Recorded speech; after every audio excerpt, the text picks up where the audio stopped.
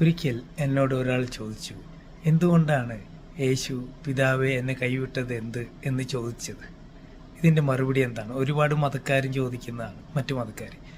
അപ്പോൾ ഞാൻ ഒരു നിമിഷം ശങ്കിച്ചതിന് ശേഷം പരിശുദ്ധാത്മാവ് എന്നെ പ്രചോദിപ്പിച്ചതാണ് നിങ്ങളോട് പങ്കുവയ്ക്കുന്നത്. അതായത് യേശു ക്രിസ്തു മനുഷ്യനെ പോലെ എല്ലാം സഹിക്കണമെന്ന് പിതാവിന് ആഗ്രഹമുണ്ടായിരുന്നു. അതുകൊണ്ട് യേശുവിനെ കൈവിട്ട് മനുഷ്യനെ പോലെ നിലനിർത്തുകയാണ്. ദൈവദൂതന്മാരെ പോലെ സംരക്ഷണം നൽകി സഹനമില്ലാതെ കുരിശിൽ ഒരു റോബോട്ട് പോലെ അല്ലെങ്കിൽ ഒരു സ്റ്റീൽ ബോഡി പോലെ കിടക്കുകയല്ല.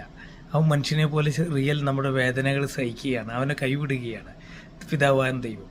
അപ്പോൾ അവൻ മനുഷ്യപുത്രനാകിയാൽ അവനുള്ള വിധിക്കാനുള്ള അധികാരം നൽകപ്പെട്ടു. അവൻ മനുഷ്യനെ പോലെ വന്ന് മനുഷ്യപുത്രനായി എല്ലാം സഹിച്ചത് കൊണ്ട് മനുഷ്യരെ വിധിക്കാനുള്ള അധികാരം അവൻ നൽകണം. അതിനു വേണ്ടിയാണ് പിതാവ് അത് ചെയ്തത്.